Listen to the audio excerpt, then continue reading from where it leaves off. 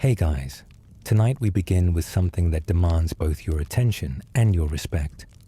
We're stepping into the darkness of antebellum America, into swamps and forests and frozen rivers, into the desperate flight of people who risked everything for a freedom they'd never tasted. The Underground Railroad. You've heard the name. You probably picture heroic escapes, secret tunnels, maybe lanterns in windows. But the reality was far more brutal, far more terrifying, and far more miraculous than any Hollywood version could capture. The truth is, you probably wouldn't last a single day. So before you get comfortable, take a moment to like the video and subscribe, but only if you genuinely enjoy what I do here. And let me know in the comments where you're tuning in from and what time it is for you. It's always fascinating to see who's joining us from around the world. Now, dim the lights, maybe turn on a fan for that soft background hum, and let's ease into tonight's journey together. Congratulations. You've just made the most dangerous decision of your life. You're running. Not jogging for exercise, not hurrying to catch a train. Running for your freedom, which means running for your life. Because in the American South before the Civil War, those two things were exactly the same. The year is 1850. The Fugitive Slave Act has just passed, which means even if you make it to the North, you're not safe. Federal law now requires citizens everywhere to help capture you. There's a bounty on your head. Slave catchers with dogs and guns are already being hired. And you're standing at the edge of a tobacco field in Virginia, barefoot, wearing clothes that mark you as property, with nothing but the North Star and a prayer. Here's the thing about escaping slavery that the stories don't emphasize enough. You don't know where you're going. You've never seen a map. You can't read. You've never traveled more than a few miles from the plantation where you were born. The North is a concept, a whispered promise, a direction. But you don't know how far it is. You don't know what states you'll cross. You don't know which rivers to ford or which towns to avoid. You know almost nothing, and that nothing might get you killed. The decision to run wasn't made lightly. People planned for months, sometimes years. They stashed food when they could, a handful of cornmeal here, a piece of dried meat there, hidden in hollowed logs or buried in specific spots they'd memorized. They watched the sky, learning which stars pointed north, because compasses weren't exactly available at the general store for enslaved people. They listened to whispered conversations, picking up fragments of information about routes, about conductors, about places where a knock on the right door might mean shelter instead of chains.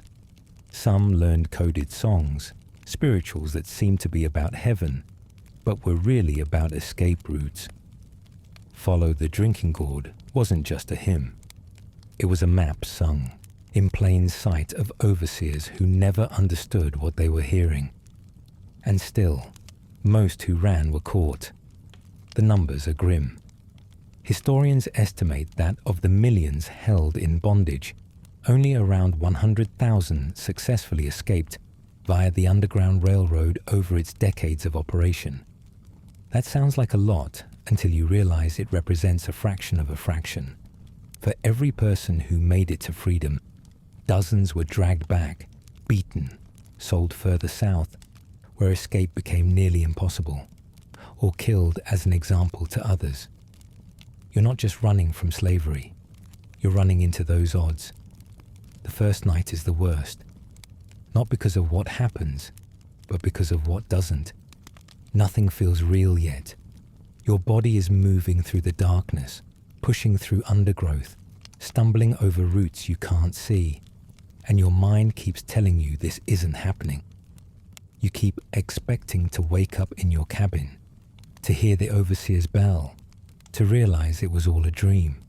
But the scratches on your arms are real. The cold night air filling your lungs is real. The sound of your own heartbeat pounding in your ears, that's painfully real. And somewhere behind you, in the direction you're fleeing from, someone is going to notice you're gone. The question isn't if they'll come looking, it's when, and whether they'll bring dogs. Because they usually bring dogs. You move through the trees, feeling branches whip against your face. Thorns tear at your ankles. The darkness is so complete that you're navigating more by feel than sight. Your hands reach ahead of you, touching bark, pushing aside vines, finding the gaps between obstacles. Every sense you have is straining for information.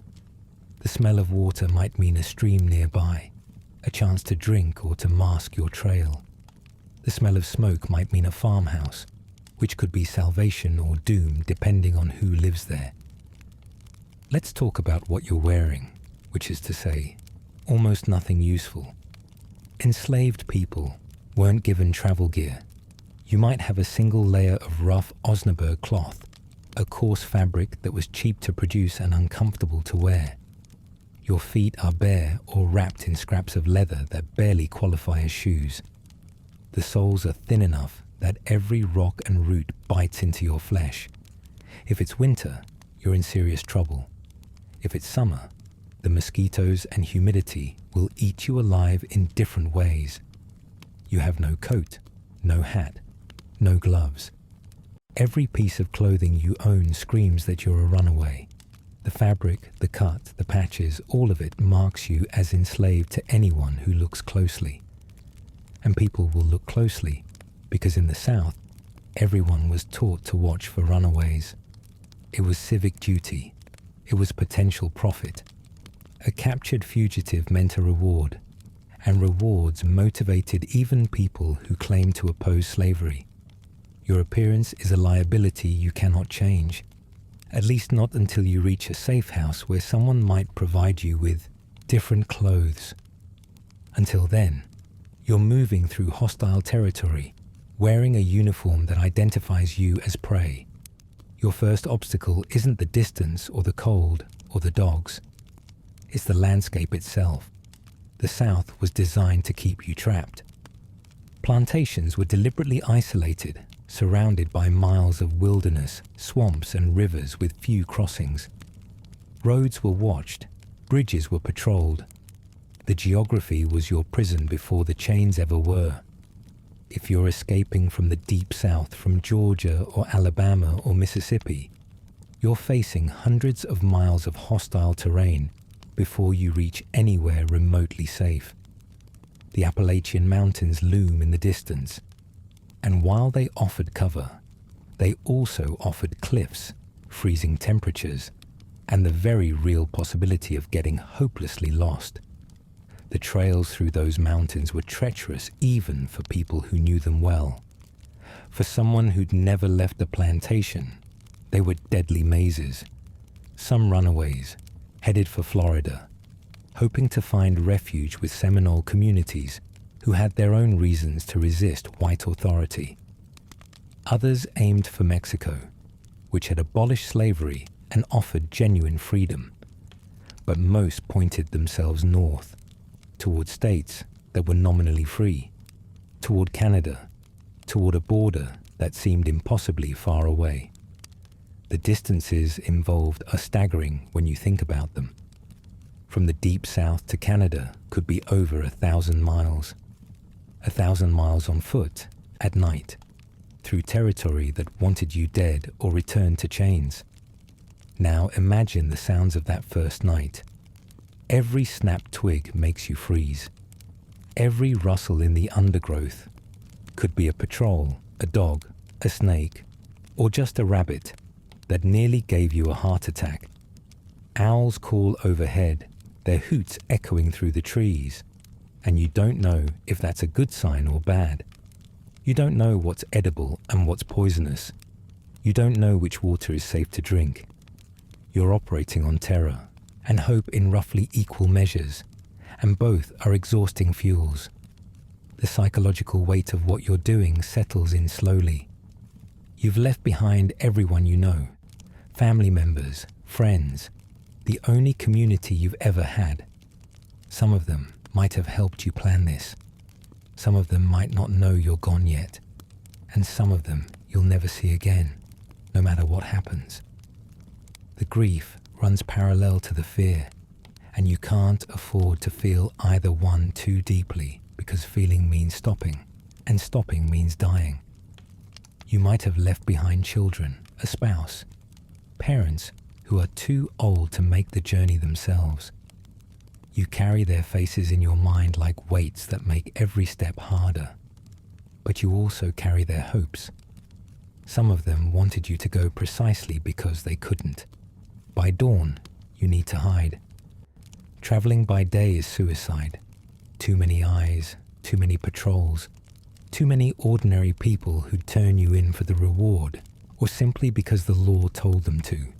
So, you find a thicket, a hollow log, a depression in the ground covered by fallen branches. You curl into the smallest shape you can manage and try not to breathe too loudly. The hiding spots themselves were often horrific. Runaways spent days curled in cramped spaces barely large enough to contain a human body. They lay in swamps with only their noses above water. They pressed themselves into root cellars among rotting vegetables. They endured any discomfort because discovery meant something worse. Sleep doesn't come easy when every sound is a threat, when you're cold and hungry and terrified, when the ground is damp and insects are exploring your body like it's their new home. But eventually, exhaustion wins. Your body shuts down whether you want it to or not. And somewhere in those fitful hours of half sleep, you dream of freedom, or you dream of chains. Sometimes both at once. Let's talk about hunger, because it's going to become your constant companion. You couldn't bring much food. There wasn't much to bring. And what you did manage to hide, maybe some cornbread, maybe a few strips of dried pork, that's gone within the first few days. Now you're foraging, and you don't know what you're doing. Berries that look edible might be poisonous. Roots that seem safe might make you violently ill. If you're lucky, you find streams with crawfish or fish you can catch with your hands. If you're not lucky, you're eating leaves and bark, and whatever you can find that won't kill you immediately. Some runaways ate raw corn stolen from fields, risking discovery for a handful of calories. Others dug up wild onions and roots they half recognized from plantation gardens. The taste didn't matter. Only the fuel mattered. Starvation doesn't happen fast. It happens slow. Your body starts consuming itself. Your muscles weaken. Your mind grows foggy at exactly the moments you need it sharpest. After a week of running on almost nothing, you're a shadow of whoever you were before, and the journey might be just beginning. Your body is failing you at the very moment when you need it most, and there's nothing you can do except keep moving and hope you find food before the weakness overtakes you completely. Water is almost as complicated. Rivers and streams offer hydration, but also dangers. The water might carry diseases that will lay you low days later, when you're too far from help and too weak to continue. Crossing rivers means getting wet, and wet in cold weather means hypothermia. Your body can't maintain its temperature when soaked, and once that core temperature drops, confusion sets in. You make bad decisions. You stop shivering, which sounds like improvement, but is actually your body giving up. But you can't avoid water. You need it to survive, and sometimes you need it to throw off the dogs. Wading through streams and swamps can confuse the scent trail, buying you precious hours before the hounds pick it up again. Some runaways spent days in swamps, chest deep in murky water, waiting for pursuit to pass. They shared those waters with alligators, water moccasins, and clouds of mosquitoes so thick you could choke on them. The Great Dismal Swamp on the Virginia-North Carolina border became a refuge for entire communities of escaped people, living for years in conditions that would break most modern humans in days. They built settlements in that swamp, established lives, raised families, all while surrounded by danger from both nature and the slave catchers who feared to follow them in. They survived because the alternative was worse. They survived because freedom was worth any price. And then there were the dogs. Bloodhounds bred and trained specifically to hunt human beings. The sound of their baying in the distance is something that entered the nightmares of every person who ever ran. These weren't pets. They were weapons, four-legged instruments of terror that could track a scent trail for miles, through water, through undergrowth, through every obstacle you tried to put between yourself and capture. Slave owners invested heavily in these animals, breeding them for persistence, training them from puppies to follow human scent above all others. The dogs were often more valuable than the enslaved people they hunted, a bitter irony that wasn't lost on anyone. When you heard those dogs getting closer, you had options, none of them good. You could try to find water deep enough to break your trail. You could climb a tree and pray they passed beneath you. You could keep running and hope you were faster than the men behind the dogs.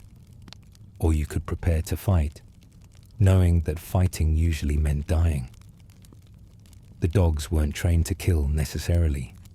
They were trained to hold you until their owners arrived. But being held by dogs meant being bitten, clawed, terrified into submission. The physical scars were nothing compared to what it did to your spirit. Some people who were caught by dogs and returned to slavery never recovered mentally. The trauma lived in their bodies forever. And if the dogs caught you, the men weren't far behind. And the men had whips, chains, and the legal authority to do whatever they wanted to you. Here's a detail that often gets lost in the tellings. The Underground Railroad wasn't a railroad, and it wasn't underground. It was a loose network of safe houses, sympathetic individuals, and secret routes. The railroad terminology, conductors, stations, passengers, all of that was code designed to confuse anyone who might be listening. But it wasn't organized like a modern network. There was no central command, no guaranteed next stop, no ticket you could purchase that ensured arrival. Each conductor knew only their small piece of the route. If one link broke, the whole chain could collapse for everyone depending on it. The secrecy that protected the network also made it fragile. A single arrest could unravel years of careful organization. You might arrive at a safe house only to find the family had moved or been arrested or simply lost their nerve. Then you were back in the wilderness with no plan and no help, and the dog still howling somewhere behind you. The system worked because it was decentralized, but that same quality meant you could never fully rely on it. You were always ultimately alone with your own wits and luck. The conductors themselves were remarkable people, and not just for the obvious reasons. Harriet Tubman, the most famous of them, made 19 trips back into slave territory to lead people north, carrying a pistol and a fierce determination that bordered on the supernatural. She reportedly never lost a passenger, a record almost impossible to believe given the dangers involved. Tubman suffered from seizures caused by a head injury she'd received as a child, hit by a metal weight thrown by an overseer. Those seizures could strike at any moment, leaving her temporarily incapacitated. She made those 19 trips anyway. She carried a gun not just for defense against slave catchers, but reportedly to convince any passenger who wanted to turn back that turning back wasn't an option. A returning runaway could be tortured into revealing the route, endangering everyone. Better to die free than to endanger the whole network. But Tubman was one of many. White abolitionists risked imprisonment and social ruin to hide runaways in their homes. Free black communities in northern cities organized protection networks. Quakers violated their pacifist principles to arm and defend escaped people. Native American communities offered sanctuary when they could. Each person who helped was breaking federal law after 1850, risking fines, prison, and worse. They did it anyway, because some things matter more than safety. But trusting strangers was a gamble every single time. You're approaching a house you've been told is safe. You see a lantern in the window, the signal you were promised. But what if it's a trap? What if the conductor was captured and forced to reveal the signal? What if someone informed and the slave catchers are waiting inside? There were documented cases of exactly this happening.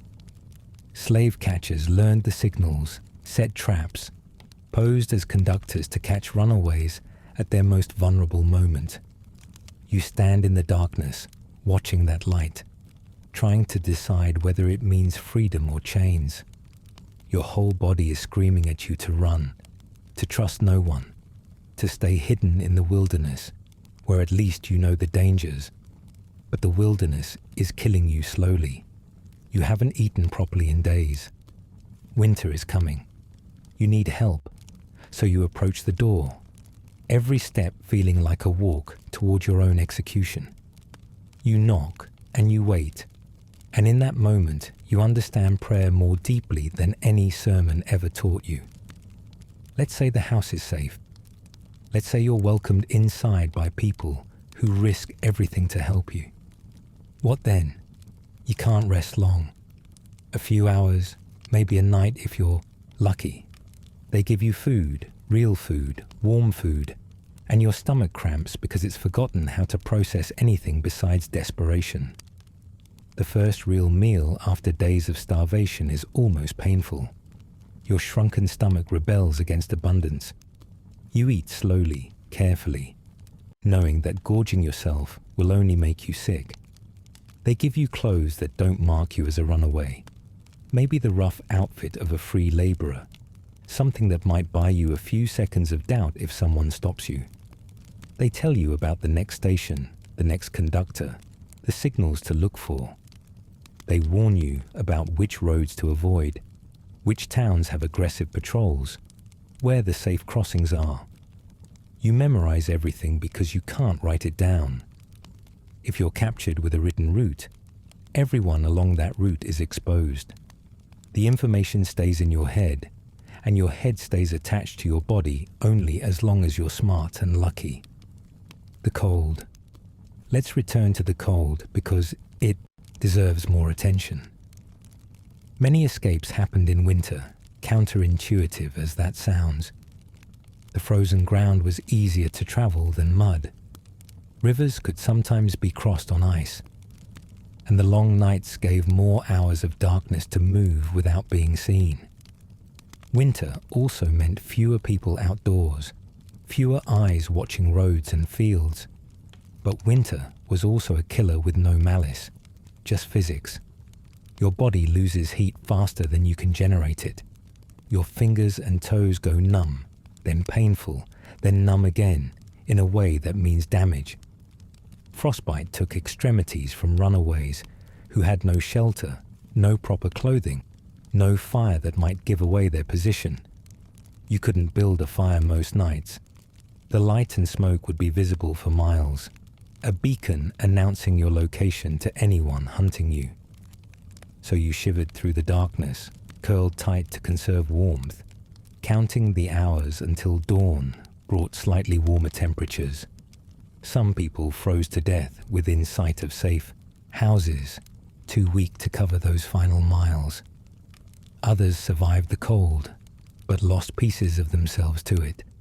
Fingers and toes that turned black and fell away, permanent reminders of what they'd paid for freedom. The irony of surviving the journey, only to lose parts of your body, wasn't lost on anyone.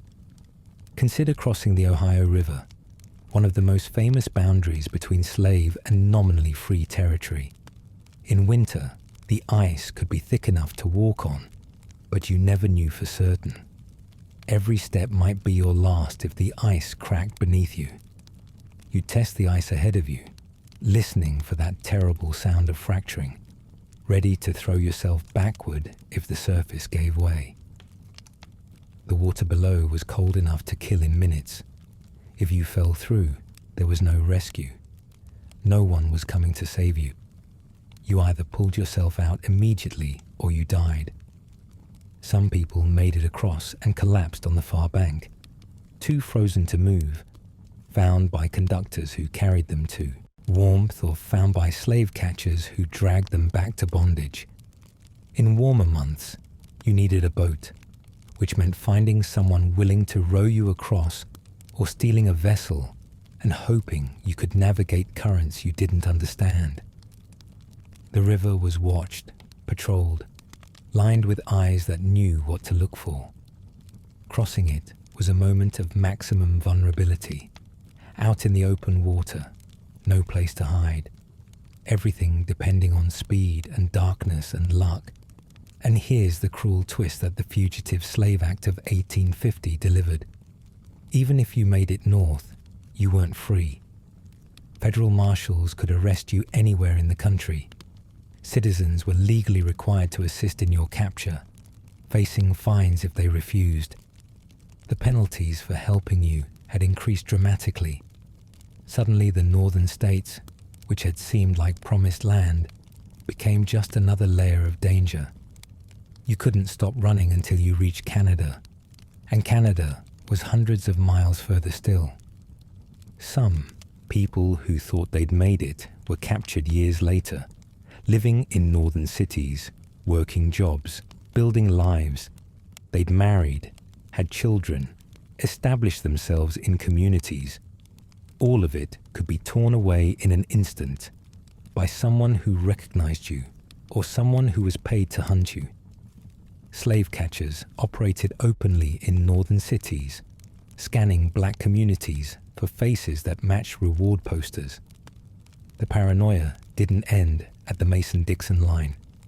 It followed you forever, until you crossed that final border into Canada and stood on soil where American law couldn't reach you. Now imagine you've been running for weeks. You've crossed rivers.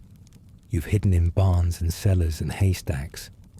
You've eaten things you'd rather not name and walked until your feet bled and then walked more. Your feet are a ruin of blisters and open wounds. Every step is agony, but you keep stepping. You've watched over your shoulder so constantly that you've forgotten what it feels like to look forward without fear. You're close now, maybe a day from the border, maybe hours. And that's when the worst thought arrives. What if none of it was worth it? What if you're captured at the final step? What if everything you've suffered amounts to nothing but a story about a runaway who almost made it? That psychological torment was as brutal as anything physical. The hope was killing you as surely as the pursuit, because hope meant you had something to lose, and having something to lose meant every moment was weighted with potential devastation. You're so close that you can almost feel freedom, and that almost is the cruelest feeling of all. The emotional toll extended beyond the individual runner. Those left behind didn't know what happened to you. They might never know. Did you make it? Did you die in some swamp? Are you living free somewhere, unable to send word because any letter could be traced? The silence was a kind of ongoing death for everyone who loved you. Mothers who sent. Children north spent the rest of their lives wondering. Children who left parents behind carried that weight forever. And if you did make it, if you reached Canada and built a new life, that silence cut both ways. You couldn't go back. You couldn't safely contact anyone. The people who helped you escape might be dead, arrested, or still working to help others. You were free, but freedom came with a particular loneliness that nothing quite healed. Some people who made it to Canada spent years trying to find ways to buy family members out of bondage, sending money south through intermediaries, hoping against hope that freedom could be purchased for the people they'd left behind. Let's talk about the Underground Railroad's unsung participants. Not just the famous conductors, but the ordinary people who made it work. The farmers who left barn doors unlocked and asked no questions. The merchants who lost customers because they were rumored to be abolitionists but kept helping anyway. The free black communities who had the most to lose, targeted as they were by laws designed to criminalize their very existence, but who organized anyway because they knew what slavery meant and couldn't turn away from those fleeing it. These communities established vigilance committees to protect runaways and watch for slave catchers. They raised funds to support escaped people in their first months of freedom. They risked their own freedom every single day. The risk these people took wasn't dramatic. It was daily, grinding, constant. Every morning they woke up wondering if this was the day they'd be discovered. Every knock on the door could be federal marshals.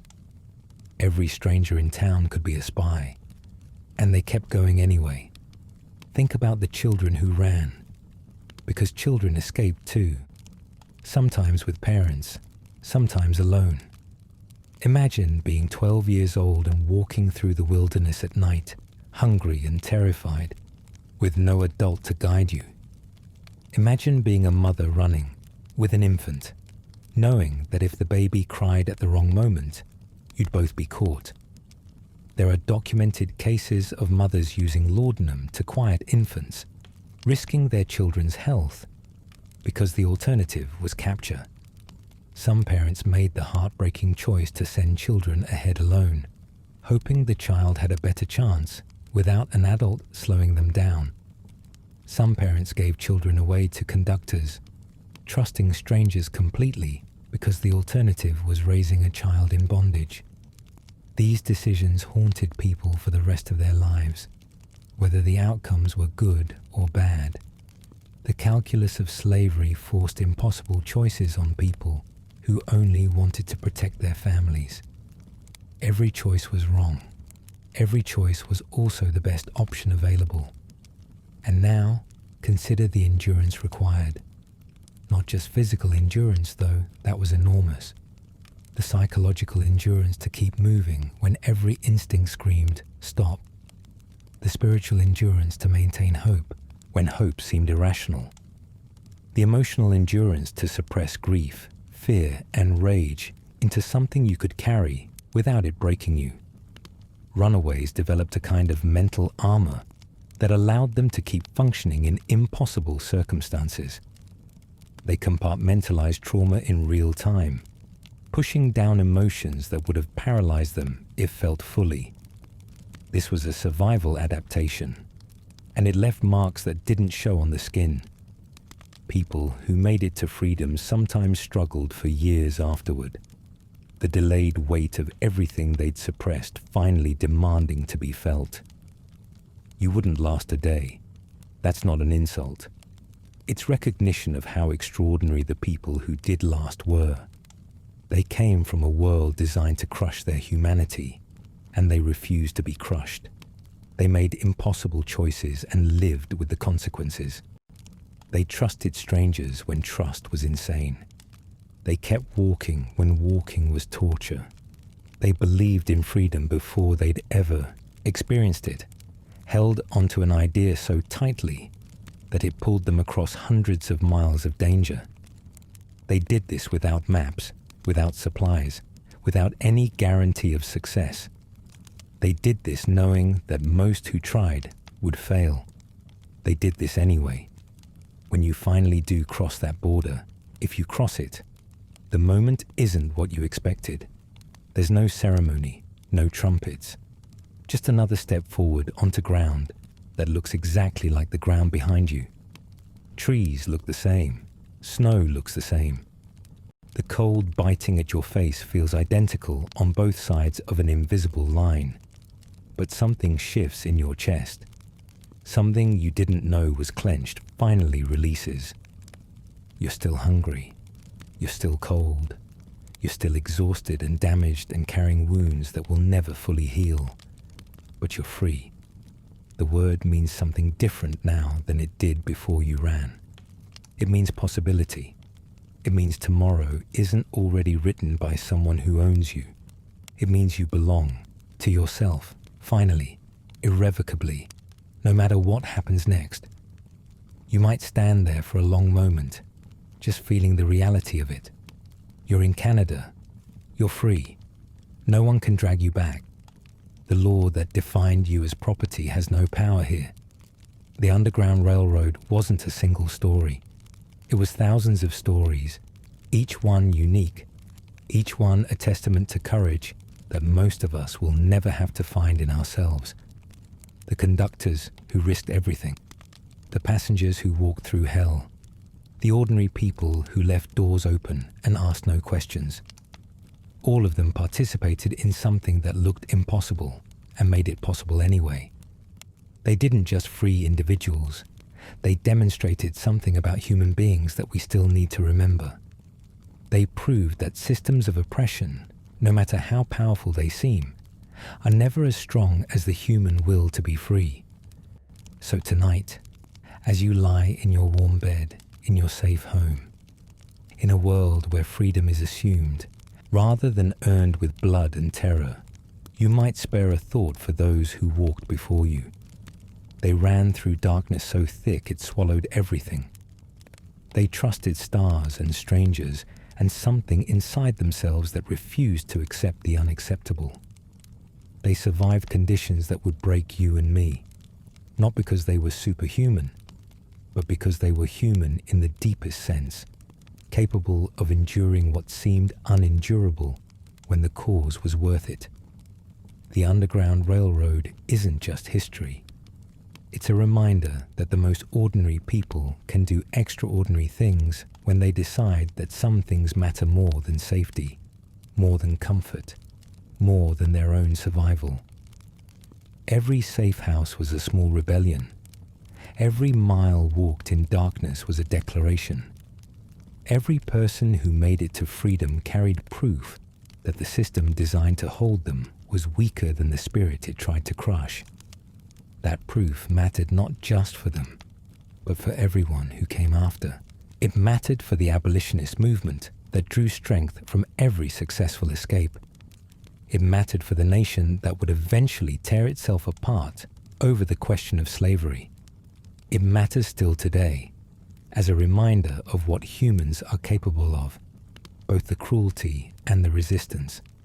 You wouldn't last a day, but those who did, they changed everything, and their courage echoes still in every fight for freedom, in every refusal to accept injustice, in every step taken into uncertainty, because the alternative is surrender.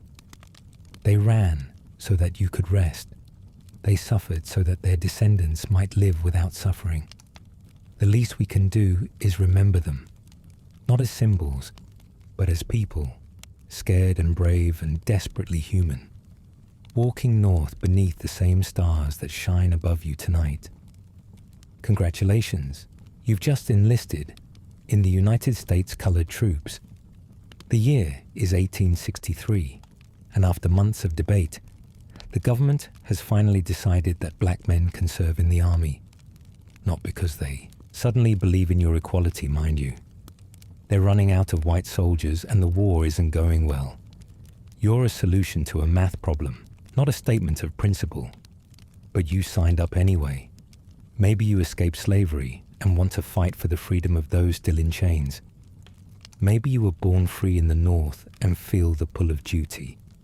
Maybe you just need the money.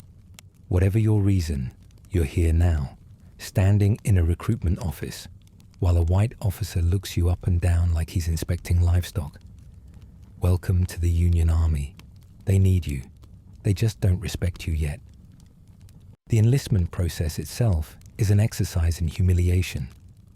You strip naked in front of strangers while a surgeon pokes and prods, checking your teeth like you're a horse at auction, measuring your chest, examining your feet. The examination feels uncomfortably familiar to men who escape slavery. It's the same posture, the same vulnerability, the same reduction to a body being assessed for its usefulness. The doctor makes notes. He doesn't speak to you directly. He speaks about you to the recruiting officer, as if you're not standing right there shivering in the cold room. Fit for service, he might say, or sometimes rejected, and you're sent away without explanation. Your willingness to die for this country deemed insufficient because of a bad knee or poor eyesight. Those who pass receive their uniforms, often ill-fitting, previously worn by someone else, sometimes still carrying the stains of that previous owner's service. You don't complain. You're a soldier now. Complaining isn't part of the job description. The first thing you learn is that equality stops at the enlistment papers. You're a soldier now, technically, but you won't be treated like one. White privates earn $13 a month. You earn $10, and from that $10, the Army deducts $3 for your clothing allowance. White soldiers don't have that deduction. So while they're pocketing $13, you're taking home $7 for the same work, for the same risk, for the same war. The government's logic, if you can call it logic, is that you're more laborer than soldier. The Militia Act of 1862 set your pay at the rate for contraband laborers, not fighting men. Never mind that you'll be carrying the same rifle, facing the same bullets, dying in the same mud. On the books, you're worth less. And here's the cruel twist. Many of the men in your regiment refuse to accept any pay at all until the injustice is corrected. For over a year, soldiers of the 54th Massachusetts and other regiments go without a single dollar. Their families back home struggling to eat, all to make a point about dignity. The equal pay won't come until June 1864, and even then, only after protests, petitions, and the threat of mass resignation. You'll spend more than a year fighting for the right to be paid fairly for fighting. Your officers are white, every single one of them. The Army doesn't trust black men to lead, not even other black men. Some of these officers are genuinely committed to the cause, abolitionists who volunteered specifically to command colored troops because they believed in what this war could mean. Others took the commission because it came with a promotion they couldn't get elsewhere. And a few see commanding black soldiers as only slightly better than guarding a supply depot. You can tell which kind you have by how they look at you. The good ones learn your names, share your hardships, and fight alongside you when the bullets fly. The bad ones treat you like equipment that occasionally talks back. There's no path to promotion for you, by the way. No matter how bravely you fight, no matter how much you know, you will never pin an officer's insignia to your coat. A few men of exceptional talent eventually receive commissions, but they're so rare they're practically legends. For most of you, the highest rank you can achieve is sergeant. Leadership has a ceiling, and it's painted the color of your skin. The men in your regiment come from everywhere, and the differences between you are almost as striking as the similarities. Some escaped slavery just months ago, bearing scars on their backs and accents thick with the cadence of southern plantations. Others were born free in Philadelphia, Boston, or New York. Educated men who read newspapers and quote Shakespeare. The free-born men sometimes struggle to understand what their formerly enslaved comrades endured. The formerly enslaved sometimes resent the free-born for a privilege they never chose. But the Army doesn't care about these distinctions. To the officers, to the government, to the Confederates shooting at you, you're all just black soldiers. And so you learn to bridge those gaps around campfires, sharing stories of where you came from and what you're fighting for. The man who picked cotton in Georgia teaches the man from Boston how to read the land, how to sense weather changes, how to move quietly through brush. The man from Boston teaches the Georgian to read words on a page, to write letters home, to navigate the bureaucracy of Army life. You become brothers not because you started the same, but because you're ending up the same, in the same mud, facing the same bullets. Let's talk about what you actually do all day, because it's probably not what you imagined when you signed up to fight. You thought you'd be drilling with rifles, learning tactics, preparing for combat. Instead, you're digging, endless digging. Trenches, latrines, fortifications. Your hands are blistered and your back screams, and you haven't fired your weapon at anything except target practice. The army sees black soldiers as laborers first, fighters second. They assign you fatigue duty at rates that would make a white regiment revolt. While other units rest and train, you're hauling supplies, building roads, and doing the grueling manual work that keeps an army functioning. It's not that the work isn't important. It is. But it's the proportion that stings.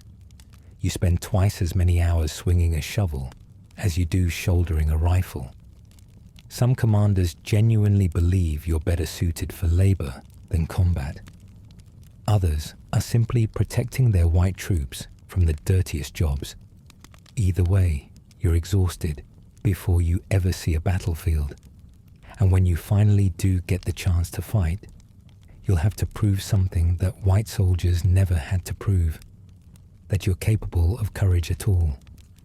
The skepticism follows you everywhere. Before black soldiers ever fired a shot in combat, white newspapers debated whether you would run at the first sign of danger. Politicians questioned whether your race was capable of the discipline and bravery required for military service. Even some abolitionists wondered privately if arming black men was wise. You feel those doubts pressing on you like a physical weight. Every drill, every formation, every moment you're being watched and evaluated. Not as an individual soldier with strengths and weaknesses, but as a representative of your entire race. If you fail, they won't say you failed. They'll say black soldiers failed. That pressure never lifts. It's there when you wake up and there when you fall asleep, and there in every moment between. You have to be twice as good to be considered half as worthy, and even then, the goalposts shift. Training itself is a strange mixture of tedium and transformation. You learn to march in formation, to respond to drum signals, to load and fire your rifle in a sequence so practiced, it becomes automatic. Left foot, right foot, shoulder arms, present arms. The repetition drills military discipline into your bones. For men who escape slavery, there's something powerful about this transformation. You're no longer property. You're a soldier, part of something larger, trained to fight. The rifle in your hands is heavier than anything you've ever carried, and not just physically. It represents a fundamental shift in who you're allowed to be. Enslaved people caught with weapons faced death. Now you're being taught to use one by the government itself. Some nights, you just hold the rifle, feeling its weight, still not quite believing it's real. The food is terrible, but that's true for everyone in this war. Hardtack so old it could deflect bullets. Salt pork that's more salt than pork. Coffee made from grounds that have been reused until they're basically hot brown water. You chew your rations and try not to think about what's crawling in them. The weevils in your hardtack are extra protein, you tell yourself. At least you hope they are. But here's what's different for you. The supply chain that feeds black regiments is often slower, less reliable, and lower priority than the one serving white troops. Your food arrives late. Your equipment is second-hand. The rifles they issue you are sometimes older models, the ones white regiments have already discarded for newer weapons. You make do because you have no choice. But every inferior tool, every delayed supply, every shortage that somehow only affects your regiment reminds you of where you stand in the army's priorities. Now let's discuss what happens if you're captured. This is the part that keeps you awake at night, staring at the canvas ceiling of your tent while the campfire pops outside. For white Union soldiers, capture means a prisoner of war camp. Miserable, yes. Deadly often. But there's at least a pretense of military protocol, prisoner exchanges, the possibility of survival. For you, the rules are different. The Confederate government has made its position clear. Black soldiers captured in Union uniform will not be treated as prisoners of war. They will be treated as slaves in insurrection. That means execution on the spot or return to slavery, sometimes for men who were born free and have never been enslaved in their lives. Jefferson Davis himself signed an order declaring that black soldiers and their white officers would be handed over to state authorities for punishment. In practice, this meant whatever the capturing Confederate soldiers felt like doing, and what they felt like doing was often unspeakable. The white officers who command you face their own special danger. The Confederacy considers them criminals for leading black troops, race traitors deserving of harsher punishment than ordinary prisoners of war. Some captured officers of colored regiments were executed. Others were held in brutal conditions, singled out for abuse. The men who volunteer to lead you know this risk. The good ones accept it as the price of doing something meaningful. They understand that their fate is tied to yours now, for better or worse. When you see your colonel march at the front of a charge, you know he's not just leading soldiers. He's putting his life on a different kind of line than other officers face. That shared danger creates bonds that transcend the racial hierarchy the Army tries to maintain. The massacre at Fort Pillow haunts every black soldier who hears about it. April 1864, a Confederate force under Nathan Bedford Forrest attacks a Union garrison in Tennessee.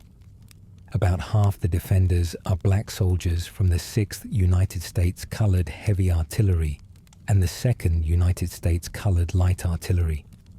When the fort falls, the killing doesn't stop. Confederate soldiers murder black troops who have already surrendered, shooting them, bayoneting them, burning some alive in their tents. The exact numbers are disputed, but what's not disputed is the disparity. Black soldiers died at far higher rates than white soldiers in the same battle, and many of those deaths came after resistance had ended.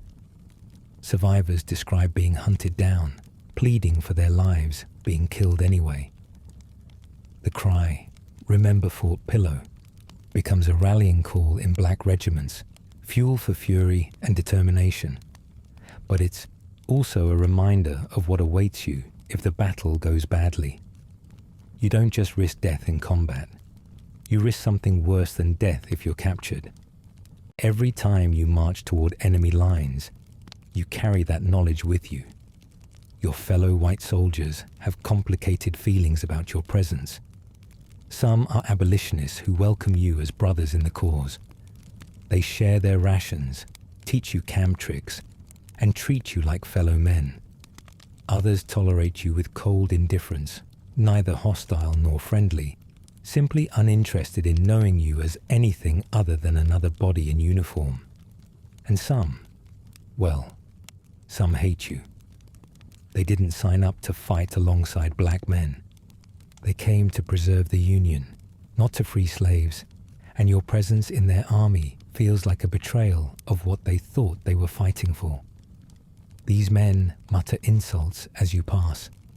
They start fights over nothing. They make it clear that even though you wear the same blue coat, you are not the same to them. You've learned to read the temperature of a camp quickly, to know which white soldiers are safe to approach and which ones carry a hostility that could turn violent after a few drinks. The Brotherhood of Arms has limits, and you know exactly where they are. Medical care in the Civil War is a horror show for everyone, but it's especially grim for black soldiers. The Army doesn't have enough surgeons to begin with, and the ones assigned to colored regiments are often the least experienced, the least qualified, or the least interested in being there. Some are dedicated physicians who do their best with limited resources. Others view their assignment as punishment and treat their patients accordingly. Hospital wards for black soldiers are frequently segregated, overcrowded, and underfunded. The mortality rate from disease, which kills far more soldiers than bullets in this war, is higher in black regiments than white ones. Part of this is the labor you're assigned. All that digging, all that fatigue duty, wears down your body and makes you more susceptible to illness. Part of it is the conditions you're given. Tents that leak, blankets that don't arrive, camps pitched in swampy ground that breeds mosquitoes and fever. And part of it is simply that your life is valued less. When resources are scarce, and they're always scarce, guess which regiments get shorted first? You lie awake some nights thinking about home, about the people you left behind. If you escape slavery to join the army, you wonder about families still in bondage. Are they safe? Will this war free them? Will you live long enough to see it happen? The not knowing is its own kind of torture. You might have a wife still on a plantation in Virginia, children you haven't seen in years, a mother who doesn't know if you're alive or dead. The war could free them, or it could get them killed as punishment for your escape. You have no way of finding out. Letters can't reach them. News doesn't travel. You just have to hope and keep fighting. If you were born free in a northern city, you think about the mother who cried when you enlisted, the father who was proud but terrified, the siblings who looked at you like you were already a ghost. Letters are precious things in army camps. They arrive weeks after they were written, crumpled and dirt-stained, but they might as well be made of gold. You read them over and over until you've memorized every word. But writing back is its own challenge. Many soldiers in the colored troops never learned to read or write. Slavery didn't encourage literacy, to put it mildly. So they dictate letters to comrades who can write, or to chaplains who serve that function. Their most intimate thoughts filtered through another man's hand. The letters that survived from Black Civil War soldiers are some of the most moving documents of the era, filled with love, longing, and a desperate hope that their sacrifice will mean something. Let's talk about your first real battle, the moment when all the drilling and digging and waiting finally becomes the chaos you signed up for. Your heart hammers so hard you can feel it in your teeth. Your hands are slick with sweat on your rifle. The man next to you is praying under his breath, the same words over and over, a rhythm to keep the fear at bay. The officers are shouting, the drums are beating, and somewhere ahead of you is a line of men who want to kill you. Not just because you're wearing Union blue, because of what you are, because your very presence on this battlefield is an affront to everything they're fighting to preserve. That knowledge sits in your stomach like a stone. You're not just a soldier to them, you're a symbol, and symbols attract special hatred. The command comes, you move forward. The noise is indescribable, a roar that seems to come from everywhere at once, rifles cracking, cannons thundering, men screaming. You can't see much through the smoke. You just follow the man in front of you and try not to trip over the bodies that start appearing in the grass. The assault on Fort Wagner in July 1863 becomes the most famous engagement of black soldiers in the war, though famous might not be the right word. The 54th Massachusetts leads the charge against a heavily fortified Confederate position on the South Carolina coast. They know it's going to be brutal. The approach is a narrow strip of beach. The fort is ringed with ditches and walls, and Confederate guns have clear fields of fire. It's practically suicidal.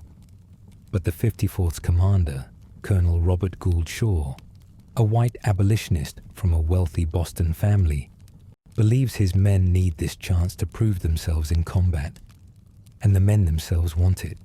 They're tired of being told they can't fight, won't fight, shouldn't fight. They want to show what they're made of. So they charge into the teeth of the Confederate defenses at dusk, scrambling up the sandy slope while bullets tear through their ranks. Shaw falls. On the parapet, killed almost immediately.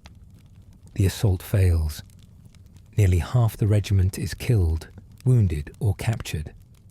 The Confederates bury Shaw in a mass grave with his black soldiers, intending it as an insult.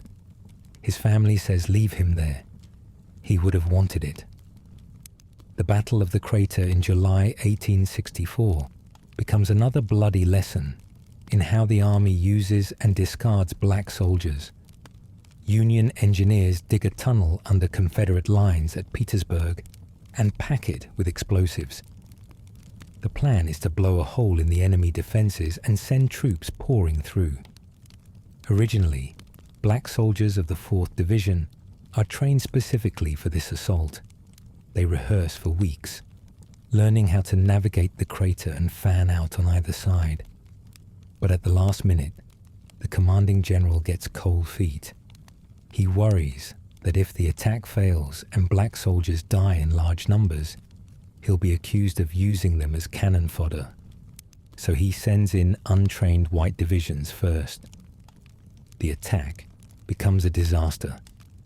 White troops pour into the crater but don't know what to do next. They mill around in confusion while Confederates regroup and begin firing down into the pit. When black soldiers are finally sent in, they're advancing into a slaughter. Confederate troops show them no mercy. Survivors describe rebels shouting that they would give no quarter to black soldiers, shooting men who tried to surrender. The battle becomes a massacre, and afterward, everyone blames everyone else. The black soldiers who were prepared for this mission never got to execute it properly. Instead, they were thrown in as reinforcements to a doomed assault and died for someone else's failure. The aftermath of a battle is its own particular hell. You're still alive somehow. Your ears are ringing so loudly, you can barely hear the groans of the wounded around you. Your uniform is soaked with sweat and other things you don't want to identify.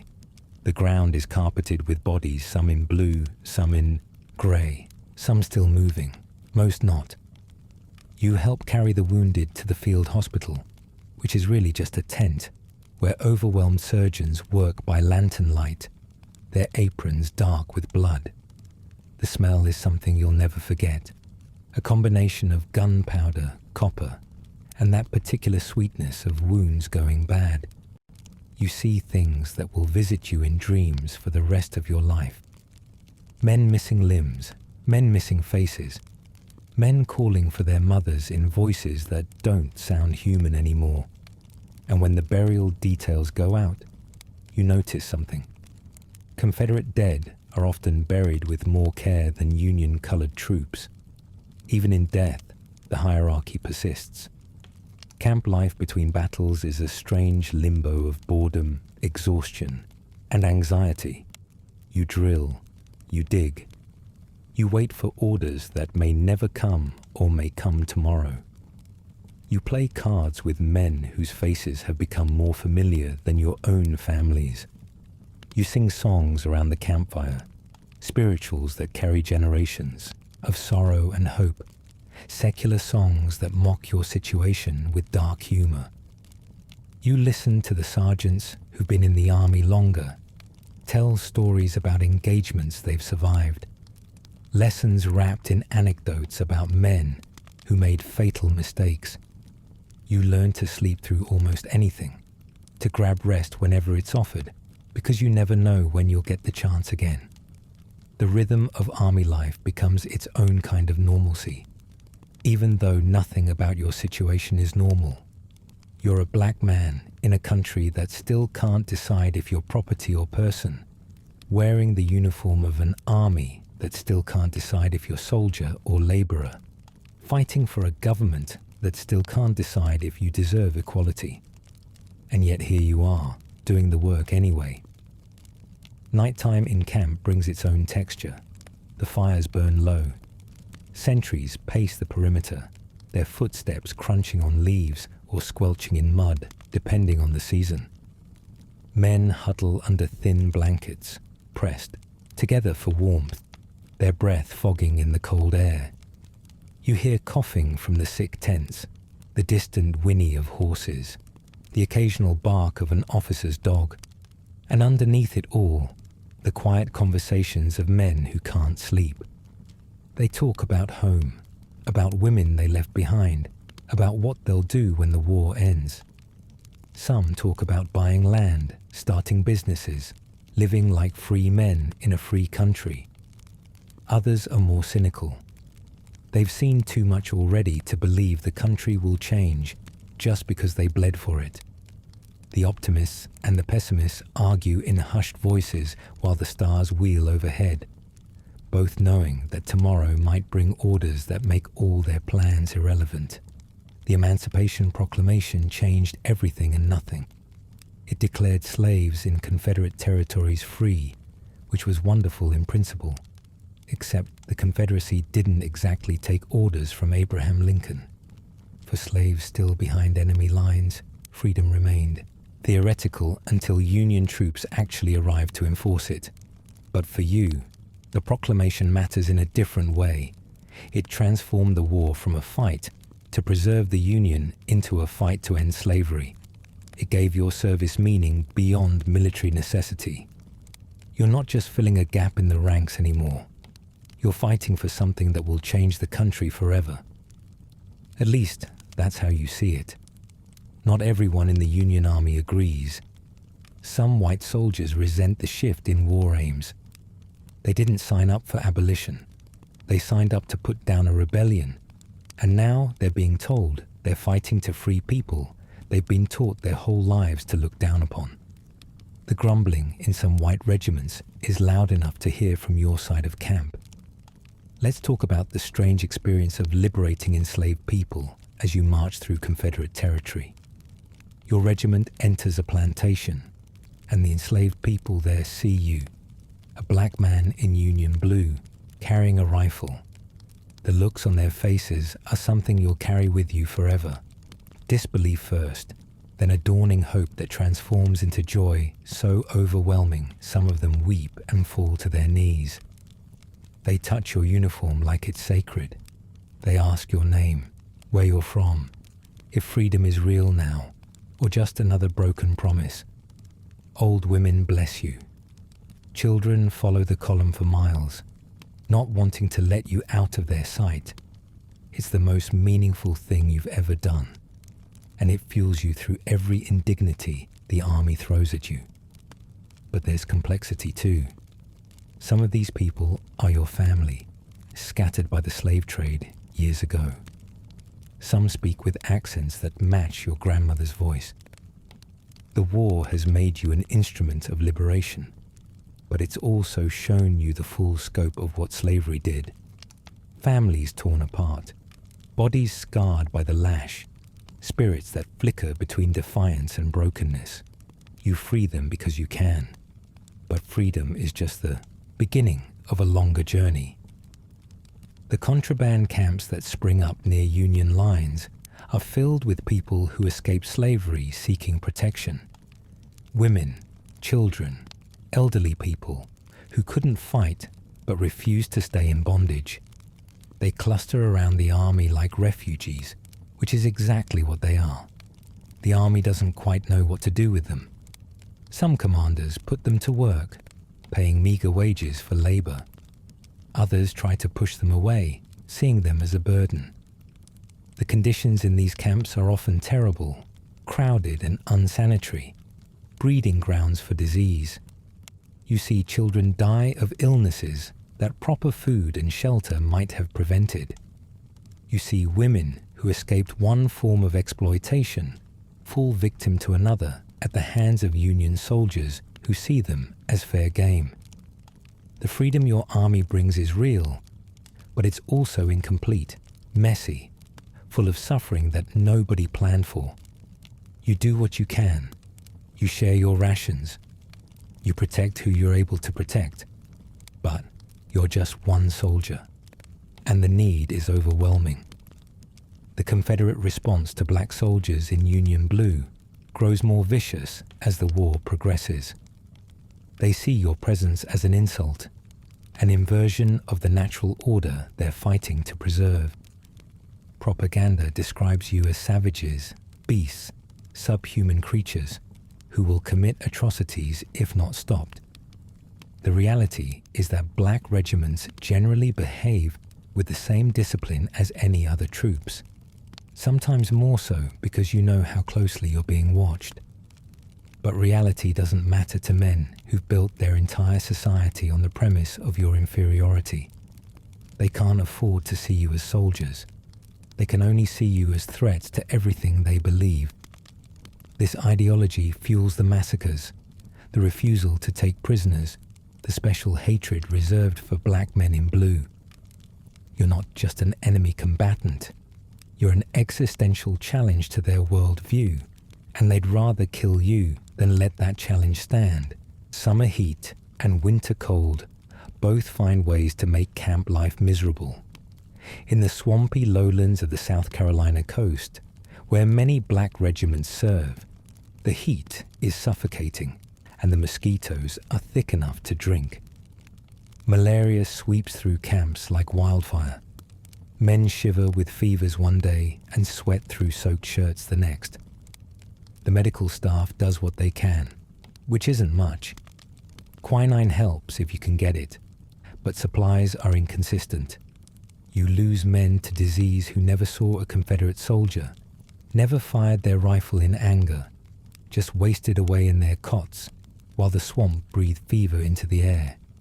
In winter, it's exposure and pneumonia, tents that don't hold heat, blankets that arrive weeks late or not at all, firewood rationed because supply trains prioritize ammunition. You learn to layer everything you own, to sleep pressed against your bunkmates for warmth, to stomp your feet constantly to keep blood flowing. The war doesn't pause for weather, neither does your suffering. Religion sustains many soldiers in the colored troops. Chaplains hold services that become part of the regiment's rhythm. Moments of peace amid the chaos. The songs you sing carry weight that only those who've lived under slavery can fully understand, melodies passed down through generations, encoded with messages of hope and resistance. When you sing about crossing Jordan, about laying down your burdens, about meeting on the other side, the words mean something specific. This is the theology of the oppressed, faith forged in suffering and refined by the hope that suffering isn't the final word. Not every soldier is devout, of course. Some have lost whatever faith they once had, ground down by the brutality of what they've witnessed. But even the skeptics often quiet down during services, respecting the comfort it brings to their brothers. In an army where you're constantly reminded of your lesser status, church is one place where everyone is equal before something greater than military rank. By the war's end, nearly 180,000 black men have served in the Union Army. They've fought in over 400 engagements. They've proven their courage so definitively that even skeptics have been forced to acknowledge it. 25 black soldiers and sailors received the Medal of Honor. The arguments that black men couldn't fight, wouldn't fight, lacked the intelligence or discipline for military service, have been demolished by evidence written in blood. You survived, let's say. Many didn't. 1 in 5 black soldiers died during the war, a rate significantly higher than white troops. Most of those deaths came from disease, not combat, a grim testament to the conditions you were forced to endure. But you made it. The war is over. The Confederacy is defeated. Slavery is abolished. Everything you fought for has been achieved. Except it hasn't, not really. You return home to a country that still doesn't know what to do with you. The gratitude for your service evaporates quickly. Within a few years, the promises of Reconstruction begin to crumble. The vote you were given is stolen back through violence and legal trickery. The equality you fought for retreats behind new walls of segregation. Black veterans are targeted by terrorist groups like the Ku Klux Klan, precisely because you proved something dangerous, that black men could fight and win. That knowledge threatens the old order, and the old order fights back with night rides and burning crosses and strange fruit hanging from southern trees. The pension you were promised arrives late, arrives reduced, arrives with bureaucratic obstacles designed to discourage you from claiming it. The country you saved struggles to remember your contribution, rewrites the war as a noble conflict between brothers rather than a battle over human bondage. By the time your grandchildren learn about the Civil War, your story will be a footnote if it's mentioned at all. You grow old in a country that prefers to forget you. The reunions of white veterans become national events, celebrated and honored. The reunions of black veterans are smaller, quieter, often ignored by the press. When monuments go up on battlefields, they commemorate white regiments. The colored troops who bled on the same ground are rendered invisible, their sacrifice erased from the marble and bronze that's supposed to remember the war. You watch former Confederates regain political power. Watch the freedoms you fought for stripped away one by one. Watch a new system of oppression rise from the ashes of the old one. The hope you carried through those years of war, the belief that your service would change things, curdles into something more complicated. You're proud of what you did. You have to be. But you're also angry and tired and wondering if any of it mattered. But you know what you did. You know the weight of that rifle in your hands, the terror of that charge, the joy on the faces of the people you liberated. You know the names of the men who died beside you, friends whose faces visit your dreams decades later. You know that you fought twice, once against the Confederacy and once against the Union's own reluctance to treat you as fully human. You won both battles in their way, not completely, not permanently. The work you started would take another century to continue, and it's not finished yet.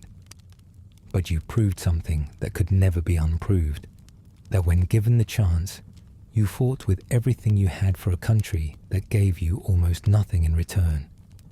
And somehow, against all odds, you survived to tell the story.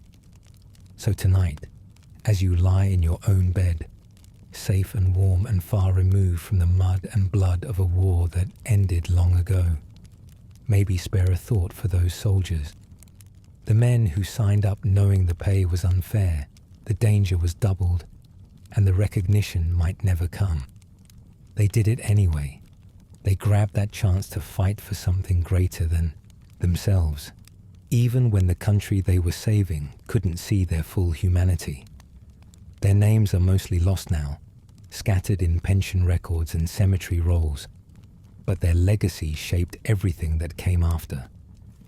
Every step toward equality that followed stands on the foundation they built with courage, sacrifice, and a stubborn refusal to accept that their lives were worth less. They were soldiers. They deserve to be remembered as such. Let's start with the word free, because in 1800s America, that word didn't mean what you think it means. You're a free black person. Congratulations. You have papers somewhere that say you're not enslaved. Maybe you were born free in the North. Maybe you were manumitted by a slaveholder who had a crisis of conscience, or more likely, didn't want to feed you anymore. Maybe you bought your own freedom with years of labor, saving coins one by one until you could purchase yourself like a piece of furniture. However it happened, you're free. Technically. But here's the thing. Freedom for black Americans in the 1800s came with a very long list of asterisks. You couldn't vote in most states. You couldn't testify against white people in court. You couldn't travel freely without carrying papers that proved you weren't someone's property. And even then, those papers could be ignored, destroyed, or called forgeries by any white person who decided you looked too valuable to be walking around unowned. You couldn't live where you wanted. Many cities had curfews specifically for black residents. Some states didn't want you at all, and passed laws making it illegal for free black people to even settle within their borders. Ohio, Indiana, Illinois, Oregon. Places that sounded like freedom had doors that slammed shut. You wake up every morning knowing that your liberty is conditional. It depends on white people believing your documents. It depends on not being in the wrong place at the wrong time. It depends on luck, on keeping your head down, on never giving anyone a reason to question whether you truly belong to yourself. The air you breathe feels different than the air white people breathe. Theirs comes with assumptions of belonging. Yours comes with the constant question of whether you'll still be breathing it tomorrow. Now imagine trying to fall in love under those conditions. Imagine looking across a room at someone who makes your heart jump and thinking, not just whether they'll like you back, but whether loving them might get you both killed, separated, or sold south. That's the weight you carry into every flirtation, every conversation, every stolen glance. Romance wasn't just complicated, it was dangerous. And yet, people fell in love anyway. They always do. So where do you meet someone when you're a free black person in antebellum America? You don't exactly have options. There's no coffee house where you can linger over a newspaper and catch someone's eye. There's no dance hall that welcomes you. The spaces where white people courted, the parlors, the promenades, the formal balls, those exist in a world that treats your presence as contamination. You find love where you find community, in the narrow spaces carved out by necessity and faith. The church. If there's one place where free black Americans built something approaching a social life, it was inside those wooden walls. African Methodist Episcopal congregations, Baptist churches, small independent fellowships. These weren't just places to worship. They were schools, meeting halls, mutual aid societies, and yes, places where young people could actually see each other under relatively safe circumstances. Sunday morning, you put on your best clothes, the ones you've mended so carefully they almost look new. You walk through streets that may or may not acknowledge your humanity, and you step into a building where you belong. The air smells of candle wax and wood smoke, perfumed with the faint scent of lavender water that women dabbed behind their ears. The pews creak with the weight of the community, and there, across the aisle, you see someone. Maybe it's the way they sing, voices lifted in hymns that carry centuries of sorrow and hope. Maybe it's the way they listen during the sermon, their face serious and thoughtful. Maybe it's simply that they're there, present, alive, free in the same fragile way you are. After the service, there's time. Not much, but some. People linger in the churchyard, talking in small groups, children running between legs, elders settling disputes and sharing news. This is when you might approach. You might find an excuse to stand near them. You might speak to a mutual acquaintance, hoping for an introduction.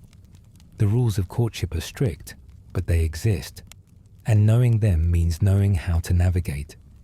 What you don't do is approach alone, unsupervised, with anything resembling boldness. This isn't just about propriety. A black man seen pursuing a woman too aggressively could attract exactly the wrong kind of attention. Everything must appear respectable, controlled, sanctioned by the community. Freedom means different rules, but it still means rules. And the penalty for breaking them wasn't just gossip. It could be violence. The church itself shaped how you understood relationships. Sermons spoke of duty, of faithfulness, of the sacred bond between husband and wife. Ministers counseled young people about choosing partners wisely, about the spiritual dimensions of marriage. The theology mattered.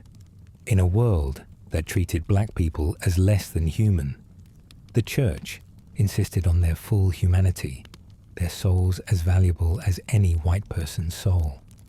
That theological claim had romantic implications. If you were fully human, fully unsouled, then your love was real love. Your marriage was real marriage. Your family was a real family. The church gave black love a dignity that the law refused to recognize. Beyond the church, there were other gatherings. Funerals brought people together. And while that sounds morbid, consider that in communities where death came often and suddenly, these were some of the largest gatherings anyone attended. The rituals of mourning created space for connection. You stood beside someone at a graveside. You shared a meal afterward. Grief opened doors that ordinary social rules kept closed. Weddings, too, drew families from miles around. Agricultural fairs in rural areas sometimes allowed black farmers to participate, or at least observe, creating rare opportunities for people from different towns to encounter each other. In cities like Philadelphia, New York, and Boston, free black communities developed their own social institutions, literary societies, benevolent associations, fraternal organizations. These groups held meetings, fundraisers, and celebrations that functioned partly as social events. If you were a young man hoping to impress, you might demonstrate your literacy, your oratory skills, your commitment to racial uplift. If you were a young woman, you might be observed for your piety, your industry, your reputation among the families who mattered. The eligible pool was small, devastatingly small. Free black communities in most cities numbered in the hundreds or low thousands. Everyone knew everyone, which meant everyone knew your business, your family's business, and probably that embarrassing thing you did when you were 12. Choosing a partner wasn't just personal, it was political. It affected alliances between families. It reflected on your church. It shaped your economic prospects. And in a world where being black meant vulnerability, marrying well, marrying safely, marrying someone whose freedom was secure, these weren't romantic concerns. They were survival concerns. Let's talk about what you actually looked like when you went courting. Clothing mattered enormously in free black communities, not because people were vain, but because appearance communicated everything. In a society that associated blackness with degradation, dressing well was an act of resistance. It said, I am dignified. I deserve respect. Look at me and see a person, not a stereotype. For women, this meant dresses sewn with care, often from modest fabrics, but cut in fashionable styles.